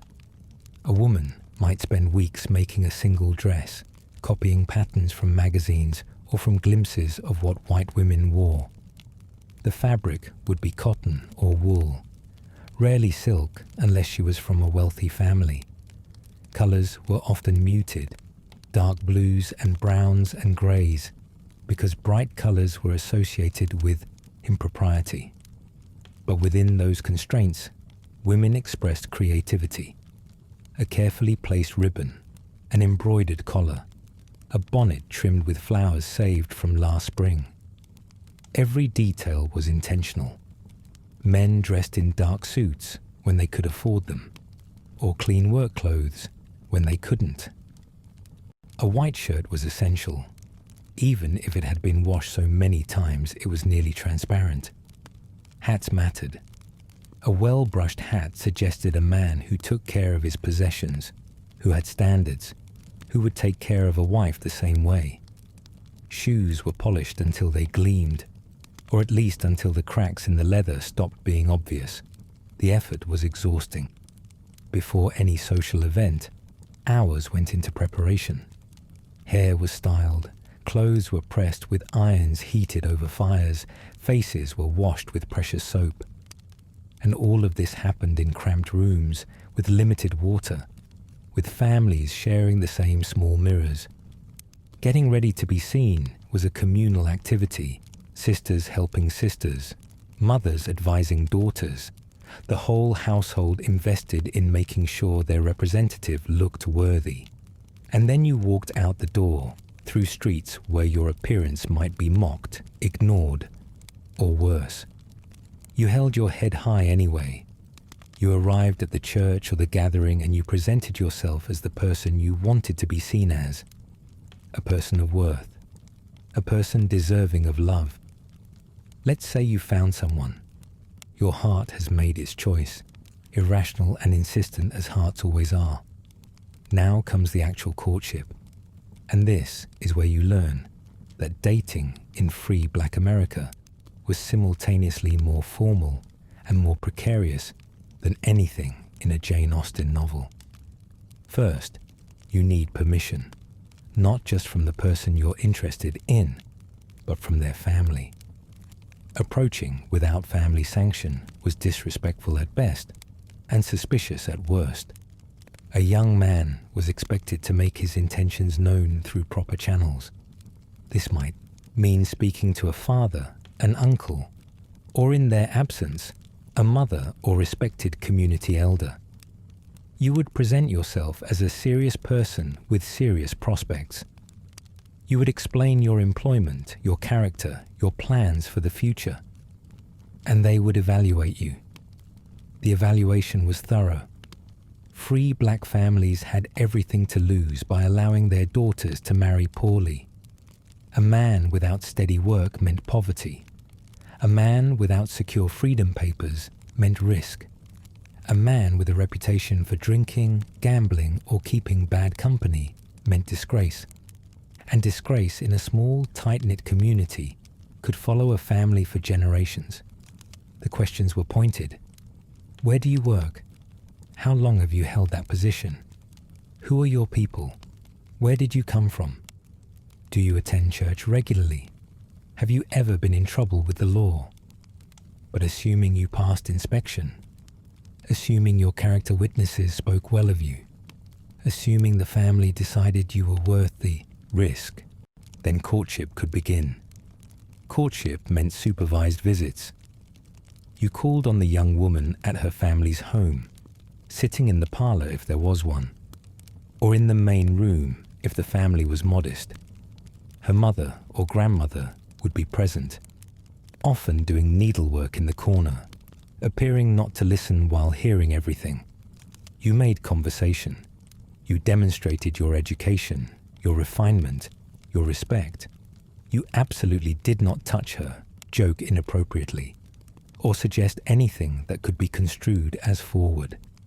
The stakes were too high. The physical space of these visits shaped the experience.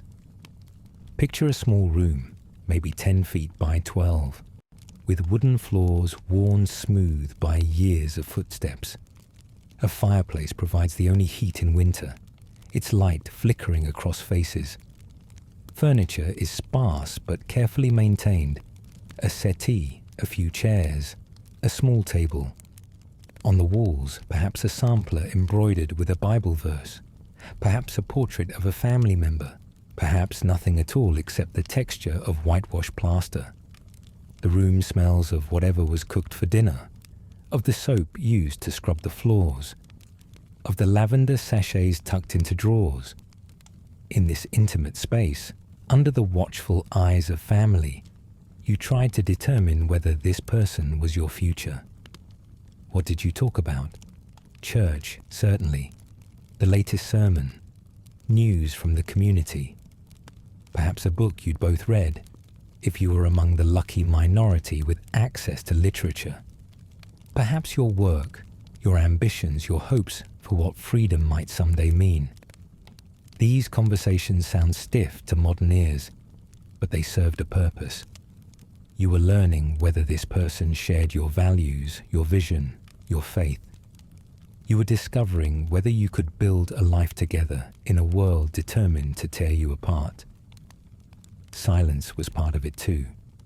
Not awkward silence, but companionable quiet. Sitting together while the fire crackled, listening to the sounds of the household around you, learning what it felt like to be in someone's presence without needing to perform. If you could sit comfortably in silence with someone, that told you something important about compatibility. Gifts were permitted, within strict limits. A young man might bring flowers if he could afford them. Oranges or sweets were acceptable. A ribbon, carefully chosen, might communicate interest without impropriety. Poetry, if you were brave and talented, could demonstrate both education and feeling. What you did not give were items that suggested intimacy. Clothing, jewelry of too much value, anything that implied a relationship beyond what had been formally established. The timing of gifts mattered. Too soon, and you seemed presumptuous. Too late, and you seemed indifferent. The community watched and judged. Did he bring her anything? Was it appropriate? Did she accept it? Did she seem pleased? Every interaction was passed for meaning, and the interpretations circulated through gossip networks faster than you could correct any misunderstandings. And here's something that might surprise you. Letters. Free Black Americans who could read and write often conducted portions of their courtships through correspondence, especially if distance or work separated them. These letters survive in archives, tender and careful documents full of longing expressed in the most proper language imaginable. A man might write that he thinks of a woman constantly, that her memory sustains him through difficult days, that he prays for her health and happiness. A woman might respond with similar sentiment, slightly more reserved as convention demanded, but no less genuine. The physical act of letter writing was itself significant. Paper cost money. Ink had to be made or purchased. Quills needed cutting. A letter represented investment, both financial and emotional. You sat down by candlelight after a long day of work, and you poured your heart onto paper knowing that the words might be read aloud to family members, might be shared with friends, might be saved for decades in a drawer. You chose every word carefully because they would exist long after the moment passed. These letters were often read aloud to family members before being sent. Nothing was truly private, but within the constraints, real emotion found expression. The formal language became a code. Phrases like, "I think of you often," or "Your memory brings me comfort," meant more than they seemed. Readers understood the depth beneath the propriety. A letter that said, "I remain your devoted servant," was, in context, practically a declaration of passionate love.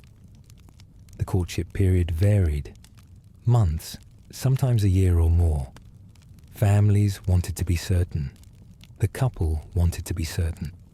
And in a world where divorce was practically impossible and desertion all too common, certainty mattered. Better to wait, to test the connection, than to rush into a union that would bring misery. During this time, you learned each other's rhythms. You discovered how they handled frustration, disappointment, joy. You saw them interact with family members and strangers. You observed whether they were kind to children, respectful to elders, honest in their dealings. Character revealed itself slowly through accumulated observations, and the courtship period was designed to allow that revelation before commitment became irrevocable. Not every courtship succeeded. Sometimes, after months of visits and letters, one party or the other decided it wasn't right. Breaking off a courtship was delicate business. Done poorly, it could damage reputations and create lasting enmity between families. Done well, with grace and discretion, it was simply part of life. People talked, of course. They always did. But a courtship that ended respectfully was understood as wisdom, not failure. You've been courting for months now. The families have approved. The community has watched and decided you're suitable. Your heart, which never needed anyone's permission, has known the answer all along. Now comes marriage. And this is where free black Americans in the 1800s discovered that even love requires paperwork. Marriage between free black people was legal in most northern states. But legal didn't mean easy. You needed a license, which meant appearing before a clerk who might or might not take you seriously. You needed witnesses, which meant finding people willing to vouch for your status as free persons. You needed a minister willing to perform the ceremony, and while black churches provided this, the marriage still had to be recorded with civil authorities who might be indifferent, hostile, or simply negligent about maintaining records for people they considered barely human. The clerk's office was often humiliating. You waited while white couples were served first. You answered intrusive questions. You produced your freedom papers and watched them be examined with suspicion. The clerk might misspell your name, might record your age wrong, might lose the paperwork entirely, and you had no recourse. Complaining meant risking the entire process. So you stood there, swallowing your dignity, and you got the license because you needed it. In some southern states, free black marriage was restricted or heavily regulated. Virginia required free black couples to obtain permission from local authorities. Other states imposed taxes or fees designed to discourage black family formation. Still others simply refused to recognize black marriages at all, leaving couples in legal limbo, their unions treated as informal arrangements rather than binding contracts. This mattered. It mattered for inheritance. It mattered for legitimacy of children. It mattered for property rights. A white widow could claim her husband's estate with the law's protection. A black widow might find herself fighting to prove the marriage ever existed, especially if anyone white decided they wanted what her husband left behind. And then there was the question of marrying across status lines. What happened when a free black person fell in love with someone still enslaved? This was more common than you might think, especially in the South, where free and enslaved black communities existed side by side. Love doesn't recognize legal categories. A free man might fall for an enslaved woman he met at a gathering. A free woman might love an enslaved man she grew up alongside. These relationships were heartbreak codified into law. In most cases, they couldn't legally marry at all. The enslaved partner remained property, and property couldn't enter into contracts. Even cohabitation was risky. A slaveholder discovering that an enslaved woman had a free lover might sell her south out of spite. An enslaved man visiting a free woman might be accused of running away, punished brutally, or sold to someone far away. The geography of such love affairs was measured in stolen hours, secret meetings, the constant awareness that any moment together might be the last. Some free black Americans spent years saving money to purchase their loved ones out of bondage. There are records of men working multiple jobs for decades, accumulating enough to buy a wife's freedom, only to find that the price had been raised, or that she'd been sold before the transaction could complete. There are stories of women taking in laundry, sewing, cleaning, scraping together coin by coin until they could purchase a husband or a child. The cruelty was systematic. The resistance was personal, individual, made of love and stubborn refusal to accept that money should determine who you get to hold at night. Picture a man who has saved for 7 years. 7 years of work that broke his body, of meals skipped, of clothes worn until they fell apart. He finally has enough. He approaches the slaveholder with his savings, only to be told the price has doubled. or that she was sold last month to a trader heading to New Orleans, or that she died in childbirth while he was saving. The records don't tell us what these men did next. Some kept saving, started over, tried again. Others gave up. Some left for other cities, unable to bear remaining where their loss had happened. The emotional toll doesn't appear in ledgers, but it was real.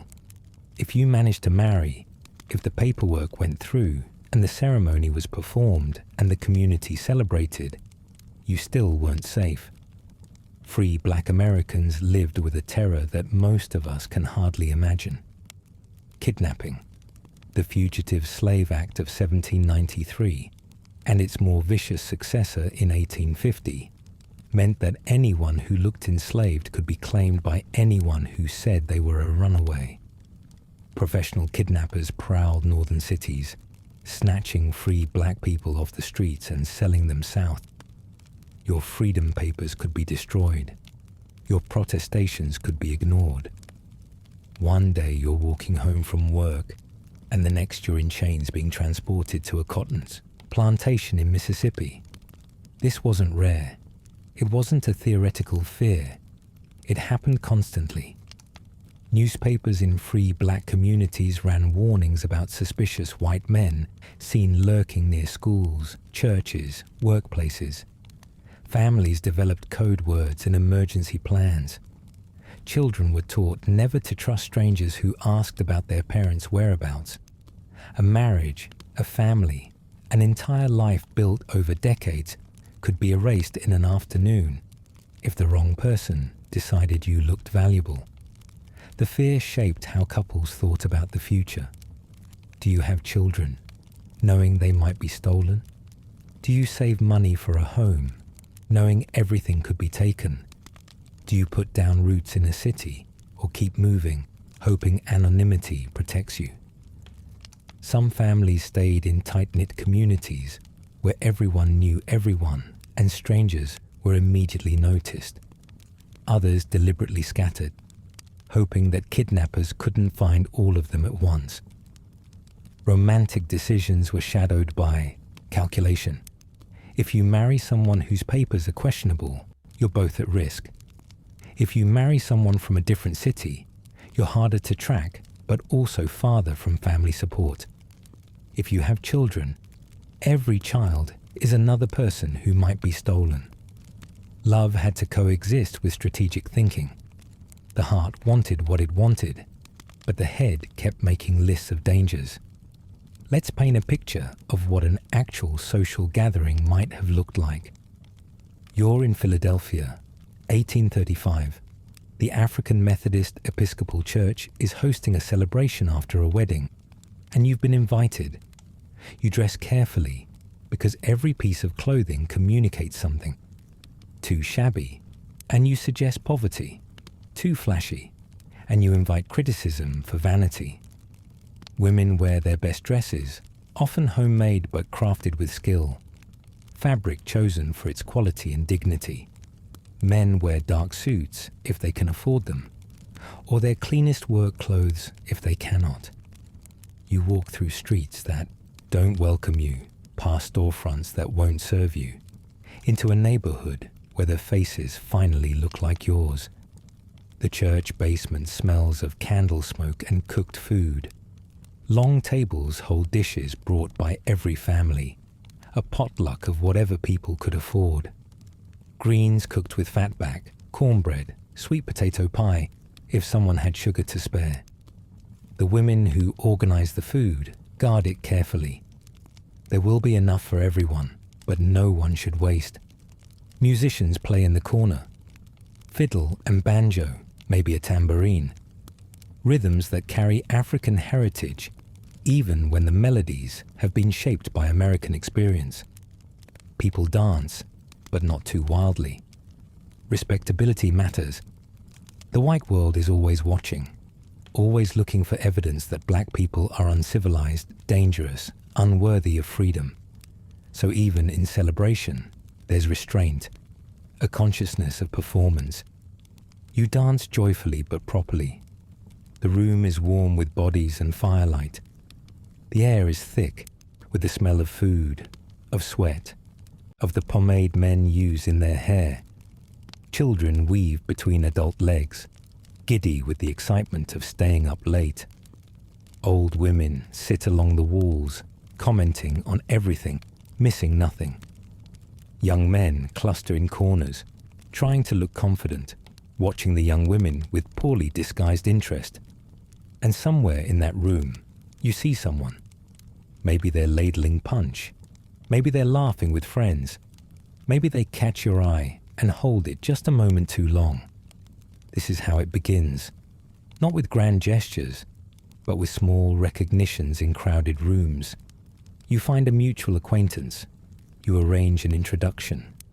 You say something polite, forgettable, the words less important than the fact that you're speaking at all. Later, you might ask if you can call on them. You'll specify when, get approval, follow every rule. And maybe, if everything goes right, you'll be back at this church in a year, celebrating your own wedding, watching the next generation of young people scan the room for their own possibilities. The weight of reputation cannot be overstated. Free black communities were small, which meant privacy barely existed. Everyone knew who was respectable and who wasn't. Everyone knew whose family had money and whose didn't. Everyone knew who went to church faithfully and who stumbled home drunk on Saturday nights. A woman's reputation was especially fragile. Rumors of impropriety could destroy her marriage prospects entirely. A man seen with the wrong crowd might find doors closing across the entire community. This created pressure that modern daters would find suffocating. You couldn't date casually. You couldn't explore without consequences. Every interaction was observed, interpreted, and discussed. If a young man visited a young woman twice and then stopped visiting, people wondered why. Had she been improper? Had he found something objectionable? The absence of a match was almost as notable as the presence of one. But reputation pressure also created protection. Families looked out for each other. A man who treated a woman poorly would find himself unwelcome everywhere. A woman who broke a courtship without good reason might face questions. But so would a man who behaved dishonorably. The community functioned as a collective chaperone, enforcing standards that protected vulnerable people in a world with no other protections. Some historians argue this was oppressive, and certainly it limited individual freedom. Others argue it was adaptive, a survival mechanism for people who couldn't afford scandal in a society looking for any excuse to dismiss them.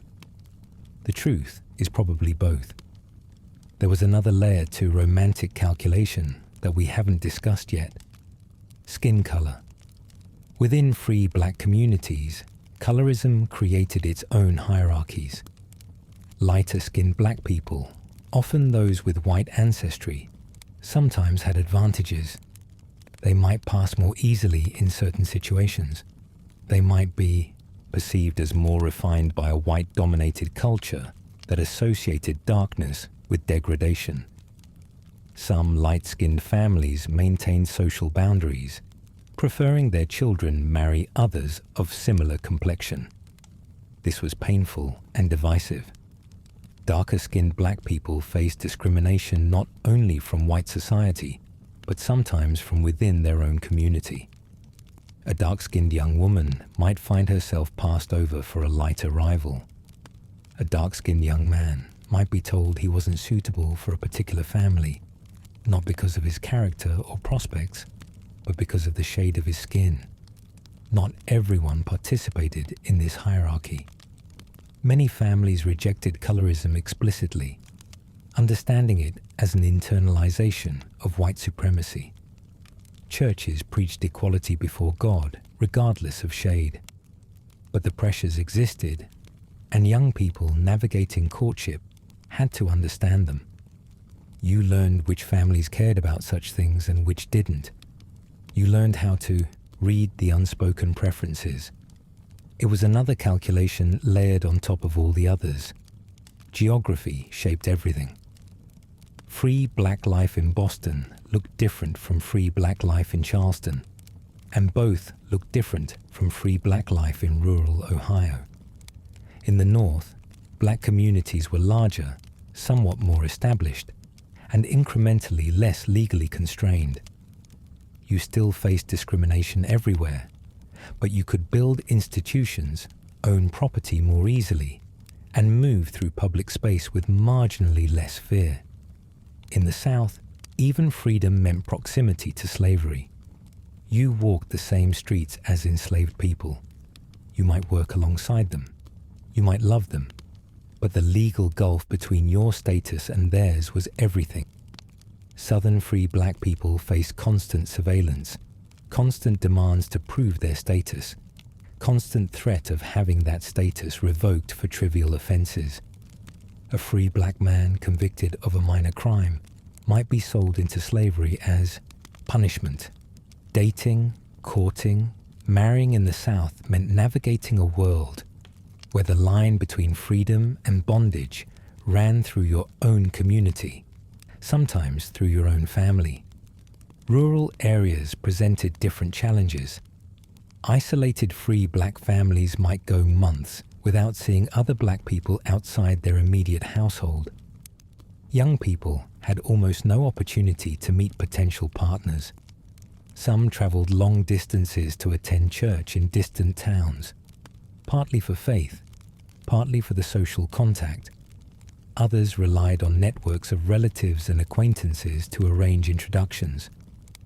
Letters traveled along postal routes, connecting young people who had never met face to face. Courtships conducted entirely through correspondence until a meeting could be arranged.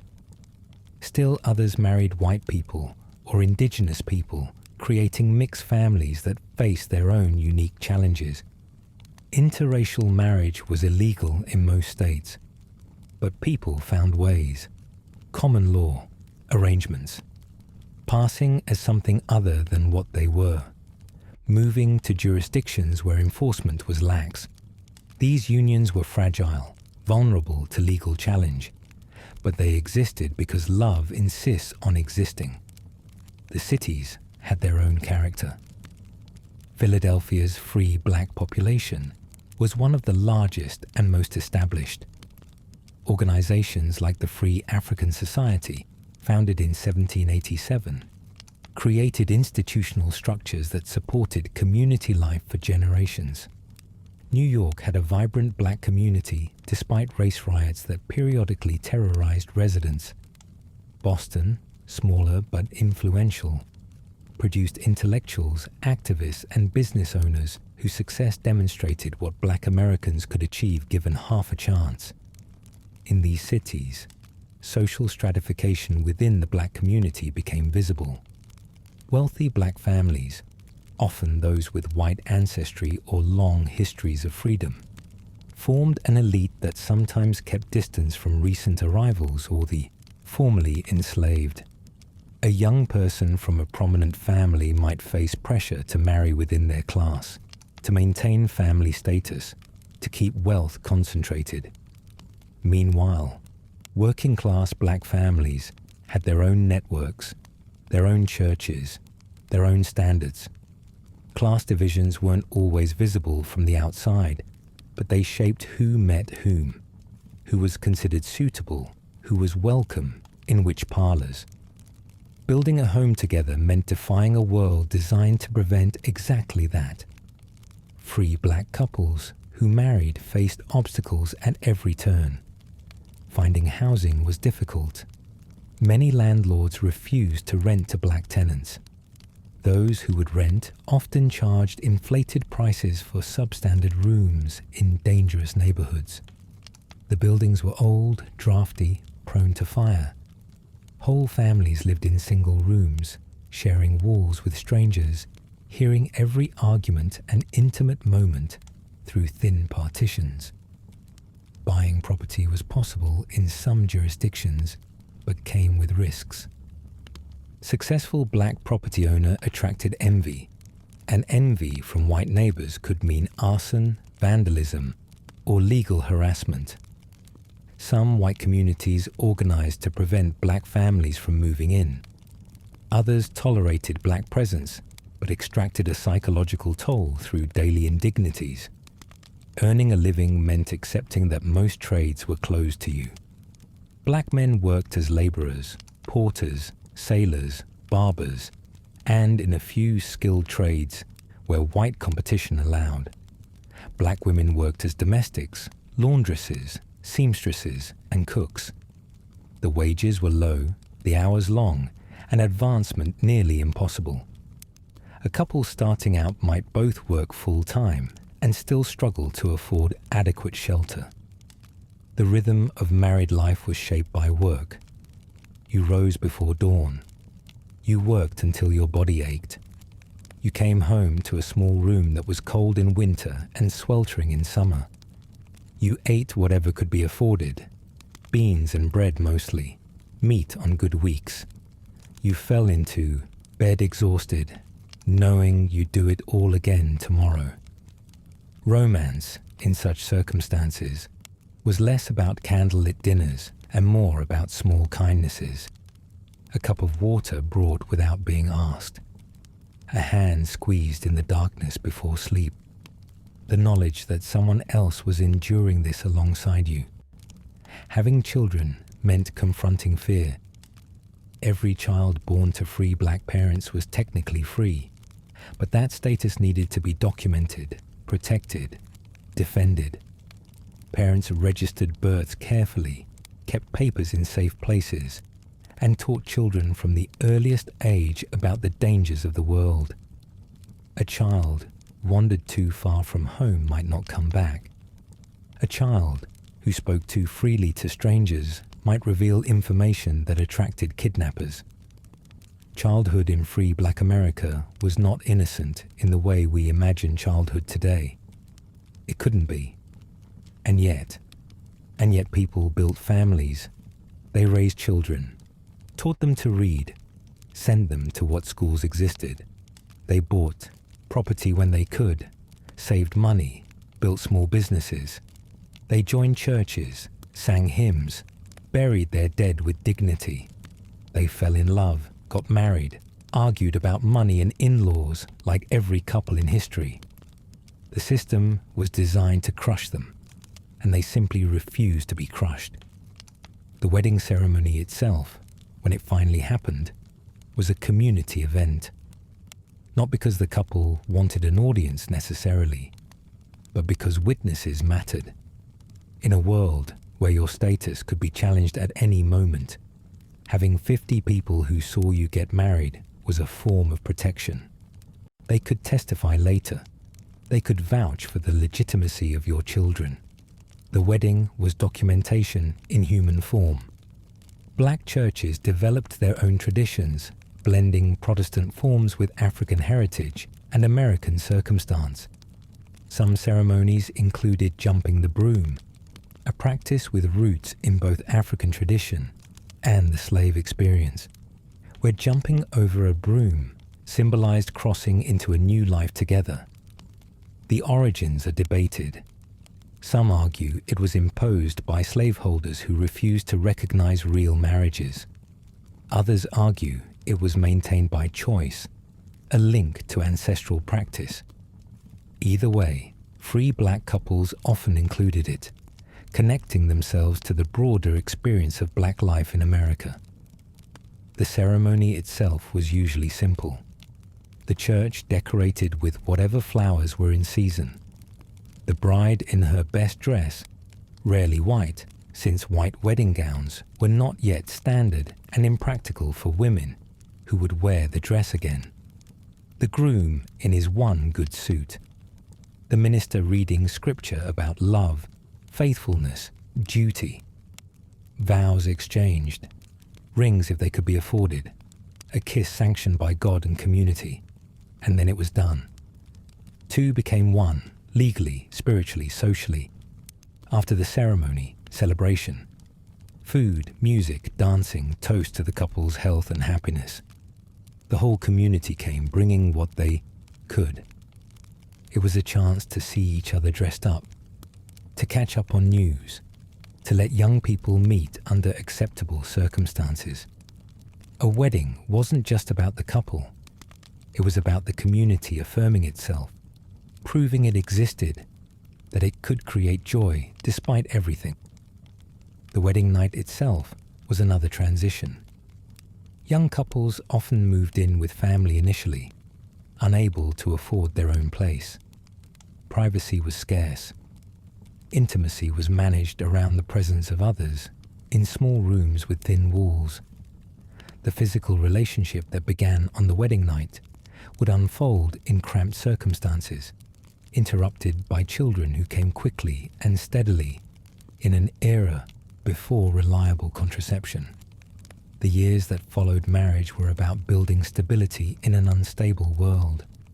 Couples worked together, saved together, planned together. They joined mutual aid societies that provided insurance against disaster. They sent children to school when schools existed. They participated in church life, in community organizations, in the slow work of racial uplift that defined black politics in the antebellum era. Some marriages thrived.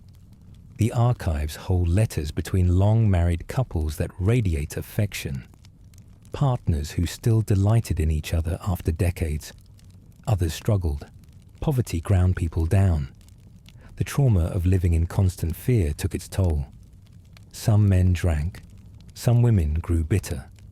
Marriages failed, though divorce was rare. More often, couples simply separated, one party disappearing to another city, the remaining spouse left to explain and continue. Widowhood came often and early. Men died in workplace accidents, in violence, from diseases that modern medicine would consider trivial. Women died in childbirth at rates that would horrify us today. To marry was to accept that you might soon be alone again, raising children without a partner, navigating the world without the person you'd planned to grow old with. Remarriage was common and practical. A widow with children needed support. A widower needed someone to maintain the household. Second marriages were often less romantic than first ones, more frankly, transactional, but they served their purpose. Communities understood this. A woman who remarried quickly wasn't judged as harshly as she might have been in other circumstances. Survival required flexibility. What strikes you, reading the records, is the ordinariness beneath the extraordinary circumstances. People fell in love for the same reasons people always have.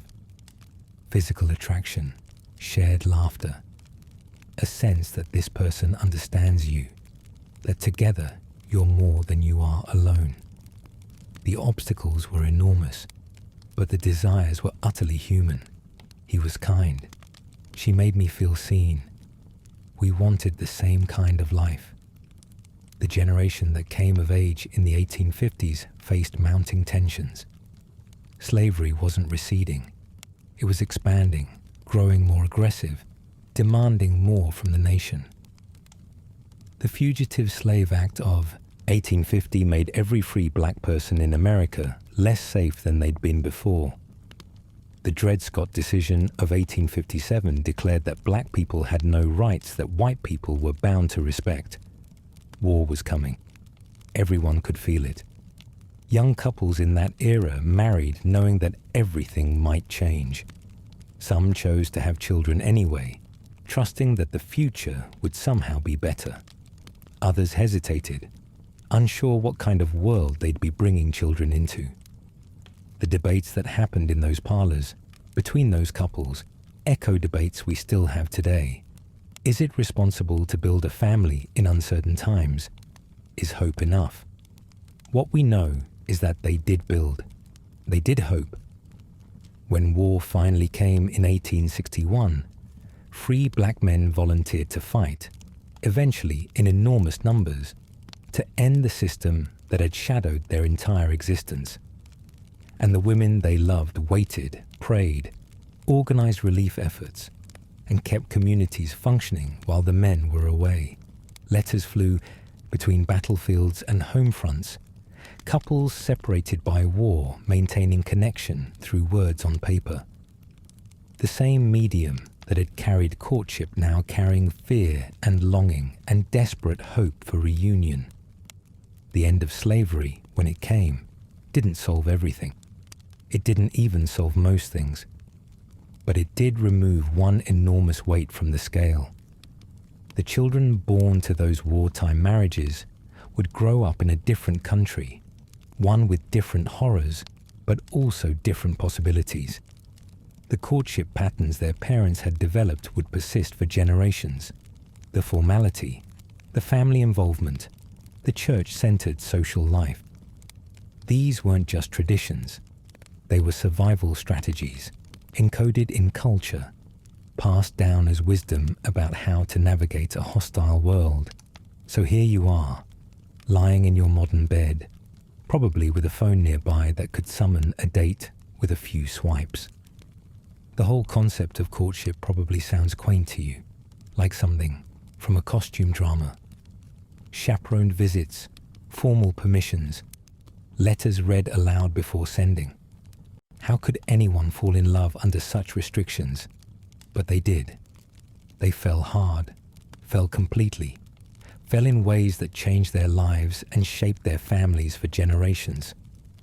They did it while carrying papers that proved they belonged to themselves, while watching over their shoulders for kidnappers, while navigating a society that questioned whether they deserved to exist at all.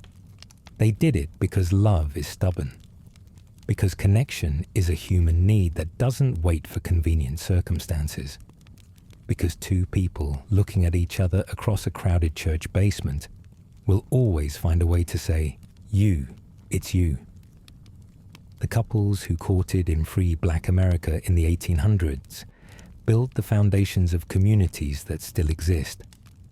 Their descendants carry their names, their stories, their stubborn insistence that love matters even when the world says it shouldn't.